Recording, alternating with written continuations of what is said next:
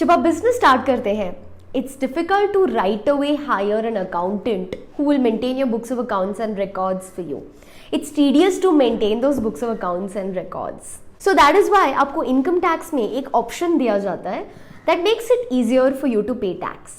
Before I go to what the option is, ये किसको apply करता है? आप अगर जॉब करते हैं और आपने एक साइड बिजनेस खोला है, वो साइड बिजनेस के लिए ये अप्लाई करेगा. आपने जस्ट बिजनेस स्टार्ट किया है और टर्नओवर लिमिट्स एक्सीड नहीं हो रहे हैं, तो उस केस में भी आप इस ऑप्शन के लिए जा सकते हो. If you are a professional and you are practising and your turnover limits do not exceed, उस केस में also you can go for this option. If you are a YouTuber and you are earning some income, in that case you can go for this option. This option is called as presumptive taxation. So let's see what is presumptive taxation.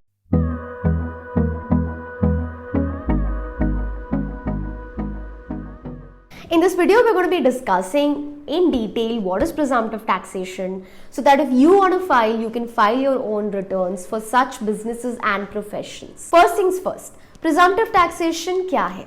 Presumptive taxation is an option that is given to you so that you can pay tax easily on the basis of your gross receipts or turnover. आपने जो साल भर में receive किया है, आपके जो gross receipts हैं या आपका जो टर्नओवर है, उसके बेसिस पर आप टैक्स पे कर सकते हो. You don't need to maintain all the books of accounts. So that is why this option is given. Two options we are going to discuss in this video: presumptive taxation for business and presumptive taxation for professionals. पहले हम ये देखेंगे कि professionals कौन है and everyone else और everything else can be covered under businesses. So what do you mean by professionals? There's a list of professionals that is approved under law. Let's see professionals के अंदर कौन कौन आता है. Professionals would mean legal, medical, engineering, architectural, accountancy, technical consultancy, interior decoration, software development, fashion designing, business process outsourcing, IT-enabled services, photography, nursing homes, labs, medical clinics, individual artists excluding authors. So these are the professionals that are actually approved to apply for presumptive taxation. So if you are falling in any of these, अगर आप lawyer हो या chartered accountant हो या आप कोई technical consultancy provide करते हो, so in that case you can opt for presumptive taxation for professionals. On the other hand, अगर आप इनमें से किसी भी प्रोफेशनल के लिस्ट में फॉल नहीं करते हो, तो उस केस में you can go for presumptive taxation for businesses. What are the examples? Say आप यूट्यूबर हो, आप यूट्यूब से इनकम अर्न कर रहे हो, so where would you fall? You would fall in presumptive taxation for businesses because it's not specifically covered under professionals. Another example could be, say you're running a trading or manufacturing firm for any product. In that case also आप presumptive taxation for business में fall करोगे. इसके और भी कुछ conditions हैं. पहले हम conditions for presumptive taxation for business discuss करेंगे. Condition number 1, in presumptive taxation for business you have to be a resident individual or a resident HUF or a resident partnership firm. इसका मतलब क्या है? आपका जो फॉर्म ऑफ ऑर्गेनाइजेशन है वो इन तीनों में से एक होना चाहिए. या तो आप इंडिविजुअल हो, आप सोल प्रोप्राइटरशिप कंसर्न रन करते हो, या फिर आप हिंदू अनडिवाइडेड फैमिली हो, या फिर आप पार्टनरशिप फर्म हो. All of these residents. But if you are an LLP form of organization, that is limited liability partnership, or a company form of organization, तो आपको presumptive taxation का option नहीं मिलेगा. Second, आपका gross receipts या turnover for one financial year should not exceed 2 crore rupees. तो अगर आपका gross turnover या gross receipts is up to 2 crore rupees, तो आप इस option के लिए जा सकते हो. Condition number 3, you should not be engaged in any agency business. You should not be engaged in any commission or brokerage business. And third, you should not be engaged in running a business of hiring or leasing of goods carriages. आप इन तीनों businesses में नहीं हो सकते हो, which means if you are an insurance agent, you cannot opt for presumptive taxation. आइए अब हम calculation देखते हैं presumptive taxation of business के लिए. So the law says you can calculate 8% of your turnover or gross receipts in case of non-digital transactions and 6% in case of digital transactions. Digital transactions यानी आपको जो पैसा आया है उस बिजनेस से, it's you have received it in your bank account, it could be by way of cheque, NEFT, RTGS or any other digital platform. So that is how the calculation will be either 8% or 6%. So let's take an example. Say you're a trading concern, आपका एक sole proprietorship firm है और आपका turnover during the financial year 1920 जो अभी just खत्म हुआ है 31 मार्च 20 को, आपका टर्नओवर था 50 लाख रुपीस। तो इस केस में आप प्रिजम्पटिव टैक्सेशन कैसे कैलकुलेट करोगे? लेट्स अज्यूम ये सारे 50 लाख आपको डिजिटल ट्रांजैक्शंस या डिजिटल मोड्स के थ्रू मिले। So you will say your income as per business और profession is 50 lakhs into 6%. So 50 lakhs into 6% which is 3 lakh rupees. तो आपका इनकम कितना होगा? 3 lakh. And after you've calculated this income, आपका और जितना भी इनकम होगा वो ऐड होगा एंड फिर आपका टैक्स कैलकुलेट किया जाएगा। एक और कंडीशन है जो प्रिजम्पटिव टैक्सेशन ऑफ बिजनेस के लिए अप्लाई होती है, वो ये है कि once you opt in you have to stay opted in for 5 years.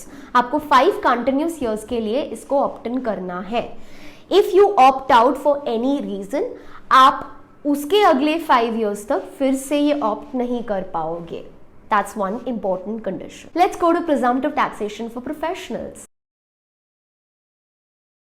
Professionals के केस में मैंने आपको ये बता दिया कि प्रोफेशनल्स के में कौन कौन आएगा, और एक कंडीशन वही है जो बिजनेस में हमने देखी, you have to be a resident individual और अ रेसिडेंट HUF और अ रेसिडेंट पार्टनरशिप फर्म.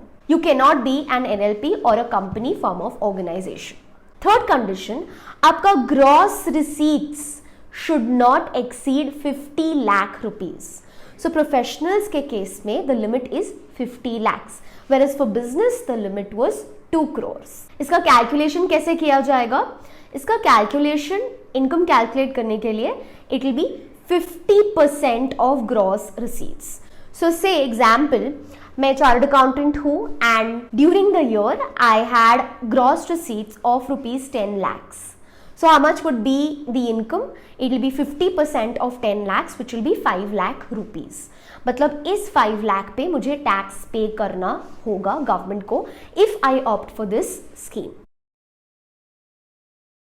दोनों में कॉमन कंडीशंस ये है कि आपको एडवांस टैक्स पे करना होगा by 15th March. So for example for financial year 2021 आपको एडवांस टैक्स पे करना होगा बाय 15th of March 2021. और एक कंडीशन ये है जो सबसे इंपॉर्टेंट कंडीशन है, that you can not claim any other expenses as a deduction. Normally income tax में हम इनकम फ्रॉम बिजनेस और प्रोफेशन कैसे कैलकुलेट करते हैं? We take the gross receipts minus आपने जितने भी एक्सपेंडिचर्स इनकर किए हो and then you get your income. For example, अगर आप वही ट्रेडिंग कंसर्न रन कर रहे हो तो we'll take your gross receipts which is 50 lakhs.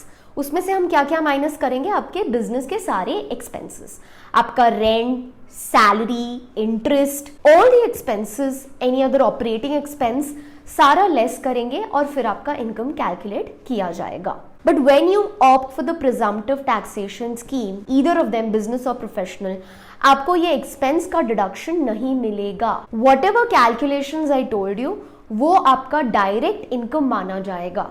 So business के केस में 8% और 6% of your gross turnover, professionals के केस में 50% of your gross receipts.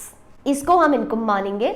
No expense will be allowed as a deduction. However, chapter 6A के deductions आपको मिल जाएंगे. सो 80C में अगर आपने कोई डिडक्शन क्लेम किया या 80D में आप क्लेम कर रहे हो, अंडर चैप्टर 6A आप कोई भी डिडक्शन क्लेम कर रहे हो तो आपको वो मिल जाएगा. Why? Because आप you will add all your incomes. तो ये हो गया आपका इनकम फ्रॉम बिजनेस और प्रोफेशन. आपका इनकम फ्रॉम सैलरी अगर होगा तो वो ऐड हो जाएगा. Income from house property, capital gains, income from other sources, ये सब ऐड होगा and then you get a deduction under chapter 6A. So that deduction is allowed and will be allowed to you. अगर आपको ऐसा लगता है कि presumptive taxation में आपको बेनिफिट नहीं मिल रहा है, you still want to show all your expenses, आपको आपका इनकम माइनस एक्सपेंस जो है वो दिखाना है, तो आप वो भी कर सकते हो. बट इन दैट केस आपको आपके बुक्स ऑफ अकाउंट्स मेंटेन करने पड़ेंगे and you will have to get them audited by a chartered accountant. You can opt for these two schemes, that is presumptive taxation for business or presumptive taxation for professionals, as the case may be. I will close this video with the same examples that we took at the beginning. तो अगर आप job कर रहे हो और आपका एक small side business है तो आप ये कर सकते हो, आपका जो job that is income from salary होगा that will be separate, and जो आपका साइड बिजनेस है that will be income from business और प्रोफेशन, उसके लिए आप ये प्रिजम्पटिव टैक्सेशन के लिए ऑप्ट कर सकते हो. Similarly if you are a YouTuber you can opt for presumptive taxation for business. अगर आपने बिजनेस स्टार्ट किया है, जस्ट कमेंस किया है, तो भी आप ये ऑप्शन के लिए अप्लाई कर सकते हो, प्रोवाइडेड आप ये टर्नओवर लिमिट्स एक्सीड नहीं कर रहे हो. The return for presumptive taxation is filed in ITR 4. Hope you've understood what is presumptive taxation. My name is Nikita and I'll see you in the next video.